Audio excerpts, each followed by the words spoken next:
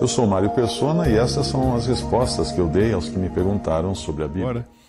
Nós vamos falar agora de Efésios 3, onde ele vai abrir um parêntese no versículo 1 até o 13, para falar do mistério de Cristo, que é aquilo que ele tinha falado de maneira breve no capítulo 2. Agora ele vai discorrer com mais detalhes. E quando ele fala por esta causa, no versículo 1, por esta causa eu, Paulo, sou prisioneiro de Jesus Cristo por vós, os gentios. Que causa? Que razão foi essa que o levou a ser prisioneiro? Não de Roma, porque nós sabíamos que ele tinha sido prisioneiro de Roma, mas ele não se considerava prisioneiro de Roma. Ele se considerava prisioneiro de Cristo Jesus, de Jesus Cristo, porque ele sabia que nada acontecia sem antes passar pela aprovação do Senhor. E o que o levou a essa situação tão sofredora, tão triste, né? Foi justamente aquilo que ele fala no capítulo 2, quando ele trouxe à tona a questão de judeus e gentios agora serem um só corpo. E isso, claro, foi horrível para os judeus. E os judeus, então, insistiram e promoveram a sua prisão, a sua entrega às autoridades romanas, em cima daquela ocasião, em cima daquilo que ele tinha feito lá no templo, né, quando ele entrou com um no templo, e lá em Atos 21, a gente pode até ler Atos 21, 29, Atos 21, 27. E quando os 7 dias estavam quase a terminar, os judeus da Ásia, vendo-o no templo, alvoroçaram todo o povo e lançaram mão dele, clamando: homens israelitas, acudi, este é o homem que por todas as partes ensina a todos contra o povo e contra a lei e contra este lugar. E demais disto, introduziu também no templo os gregos, e profanou este santo lugar. Paulo não tinha feito isso, porque tinham visto com ele na cidade, não no templo, a Trófimo de Éfeso, o qual pensavam que Paulo introduzira no templo. E alvoroçou-se toda a cidade, houve grande concurso de povo, e pegando Paulo, arrastaram para fora do templo, e logo as portas se fecharam, e procurando eles matá-lo, chegou ao tribuno da corte o aviso de que Jerusalém estava toda em confusão. Então é aí que entra em cena os soldados romanos, e os judeus vão acabar usando dessa ocasião para acusar Paulo de estar causando sedição, estar causando tumulto, estar causando desordem na cidade. Então, por esta causa, eu, Paulo, ele fala no capítulo 3 de Efésios, versículo 1, sou o prisioneiro de Jesus Cristo por vós, os gentios. Ou seja, por ter feito aquilo, ou ter sido acusado daquilo, né? E também por estar agora falando que os gentios também têm uma parte nas bênçãos de Deus e que Deus estaria construindo um templo santo ao Senhor, com pedras lavradas, pedras escolhidas entre judeus e gentios, criando também um só corpo, derrubando a parede de separação que havia entre judeus e gentios. Então tudo isso leva Paulo para a prisão.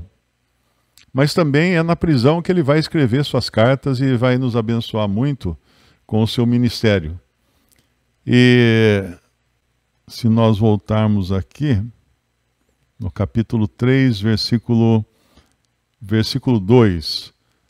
Se é que tendes ouvido a dispensação da graça de Deus que para convosco me foi dada. Essa dispensação da graça de Deus, dispensação significa servir algo. Então, por exemplo, um garçom, ele serve a comida, ele serve o almoço no restaurante. Paulo, como um ministro, e o ministro é aquele que ministra, aquele que serve, que atende às necessidades das pessoas. Ele, como ministro, e como despenseiro da graça de Deus, ele foi escolhido pelo Senhor Jesus para dispensar, ou seja, entregar essa verdade, esse mistério da graça de Deus. Na dispensação da graça de Deus, que para convosco me foi dada. Ele fala no capítulo 3, versículos 2 de Efésios. Como me foi este mistério manifestado pela revelação, como antes um pouco vos escrevi. Então, o que ele vai trazer é um mistério. O que é um mistério? Um mistério não é uma coisa misteriosa, assustadora ou alguma coisa assim. Um mistério é uma coisa escondida, uma coisa que ninguém sabe ainda, ninguém sabia ainda. Então, toda essa doutrina, todos os mistérios que o Espírito Santo revela a Paulo e aos outros apóstolos, eles não eram conhecidos dos profetas do Antigo Testamento. Então, quando alguém fala assim, lá no Antigo Testamento fala da igreja em tal capítulo, versículo tal, não fala. Não fala porque a igreja era um mistério. Estava oculta. Essa verdade da união de gentios e judeus num corpo, formando a igreja, era um mistério, estava escondido ainda. Deus não havia revelado nem aos profetas do Antigo Testamento. E ele fala aqui no versículo 3, como me foi este mistério manifestado pela revelação, ou seja, não foi porque ele era muito inteligente que ele chegou à conclusão de que isso estava acontecendo, que o Senhor estava formando um corpo, formando a igreja. Não, foi por revelação. O Espírito Santo revelou a Paulo. Não nos é dito quando exatamente ele teve essa revelação.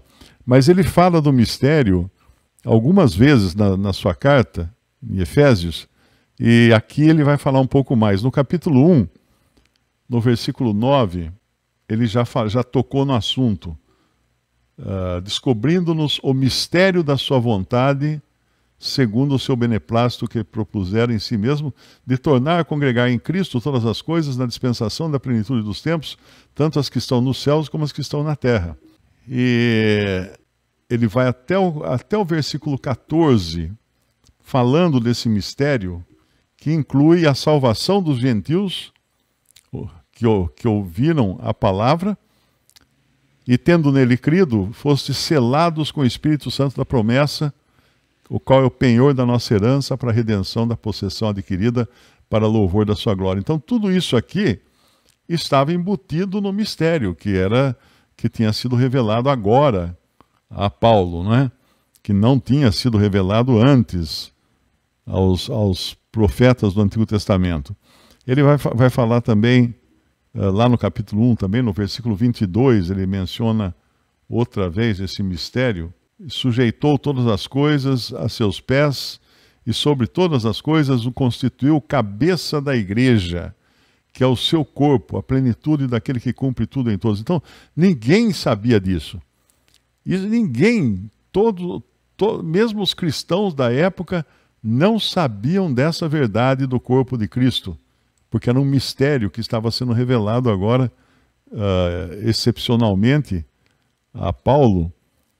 Então ninguém saberia disso. E no capítulo 2 também, ele chega a tocar nesse assunto quando ele fala, nos versículos 11 até o 22, do capítulo 2, ele fala, portanto, lembrai-vos de que noutro tempo erais gentios na carne e chamados incircuncisão, pelos que na carne se chamam circuncisão, feita pela mão dos homens.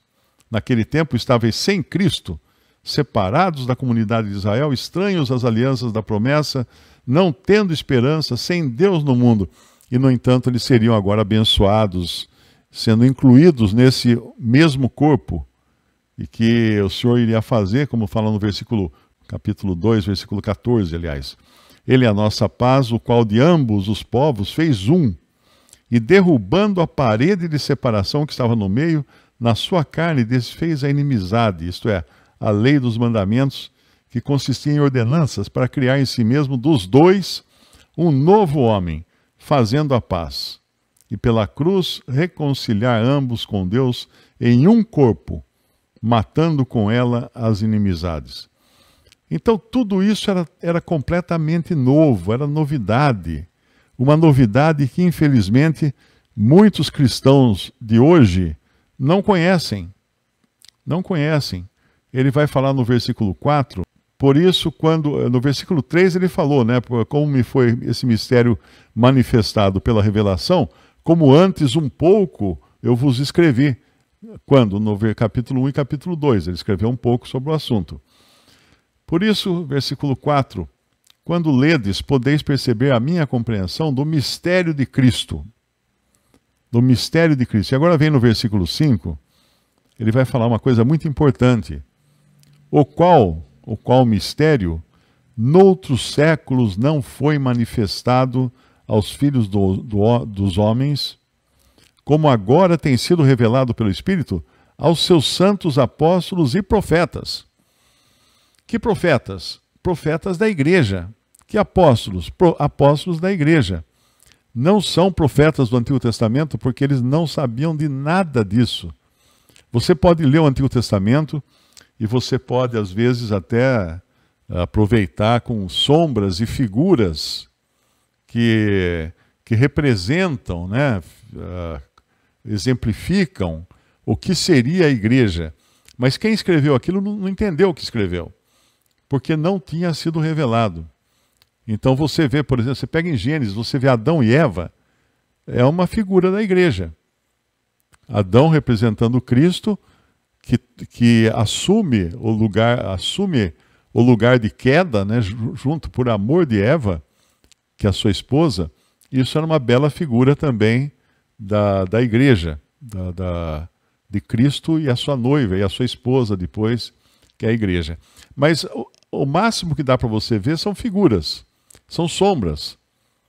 O fato não é revelado no Antigo Testamento. Isso é importante lembrar, porque a maioria da cristandade acha que Israel é uma igreja 2.0. Não é. Não é. Porque é muito claro aqui, noutros séculos não foi manifestado aos filhos dos homens. O que não foi manifestado? Esse mistério de que gentios e judeus agora são um corpo em Cristo, e esse um corpo é o corpo de Cristo, que é a igreja. Então muitas pessoas que às vezes vêm de religiões católicas e protestantes não entendem isso.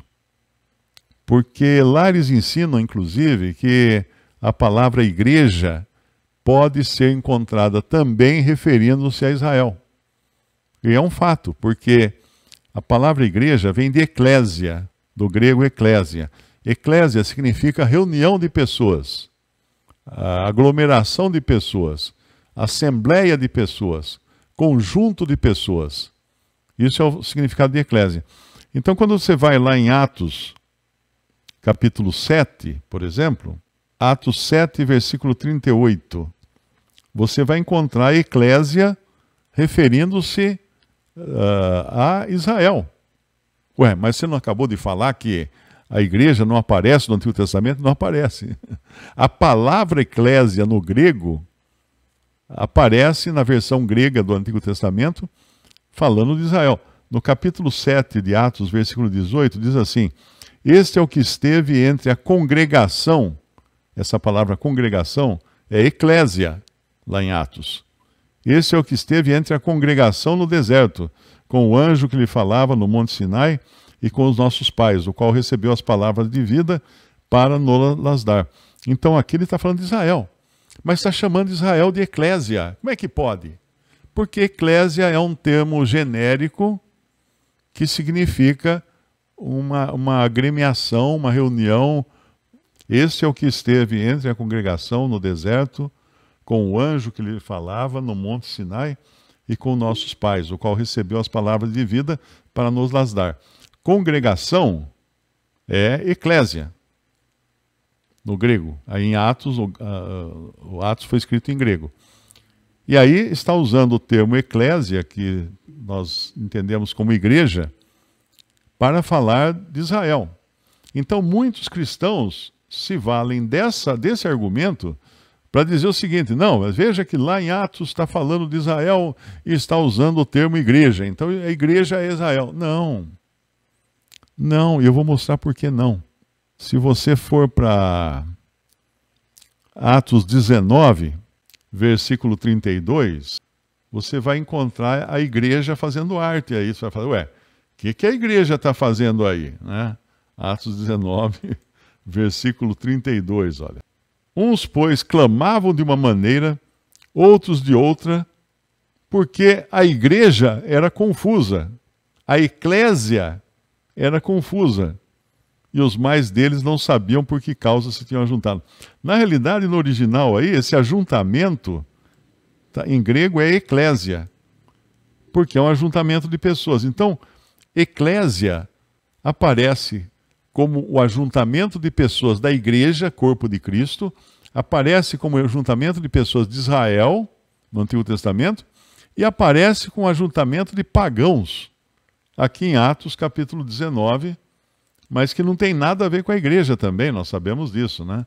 Porque ali era uma turba, né? Uma outra versão fala turba. A turba, né? Estava armando confusão. E também no versículo 40, Atos 19, versículo 41, dá para perceber melhor, porque aconteceu toda essa confusão. No versículo 38, diz assim: mas se Demétrio e os artífices que estão com ele têm alguma coisa contra alguém, há audiências e procônsules que se acusem uns aos outros. E se alguma coisa demandais, averiguar-se-á em legítima assembleia. Olha aqui a palavra assembleia, que é a eclésia também. Não é?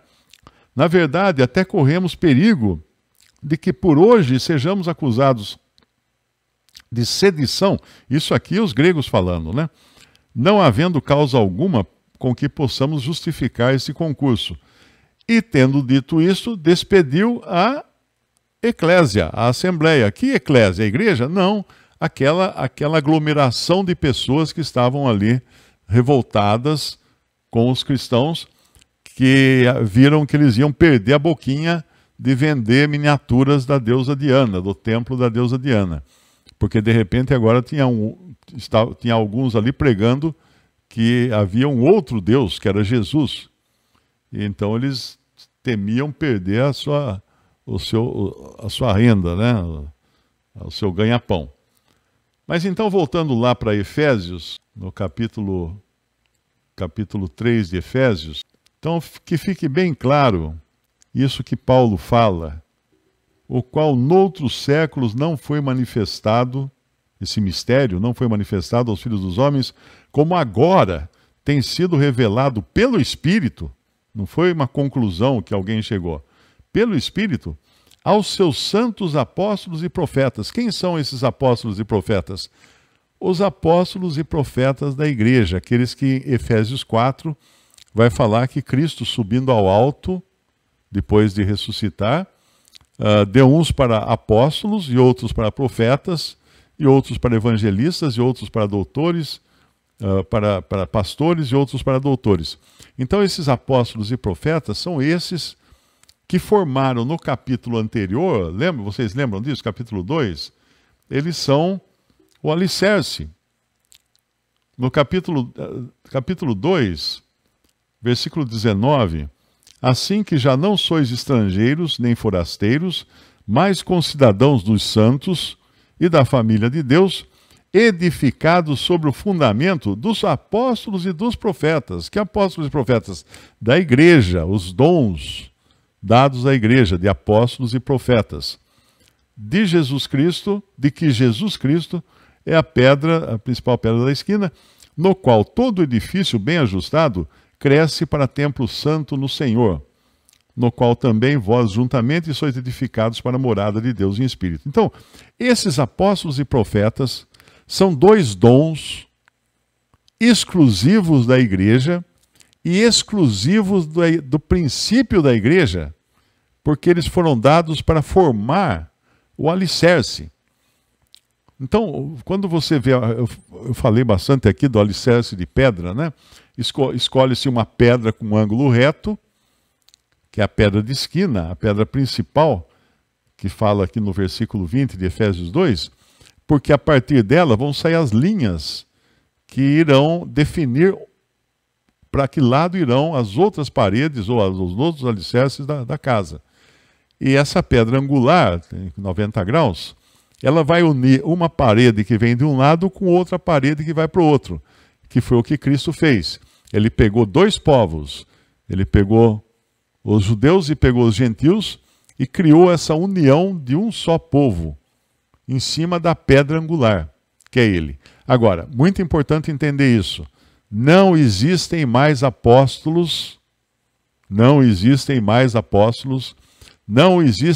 profetas, no sentido destes que foram dados para o alicerce da igreja, da casa de Deus.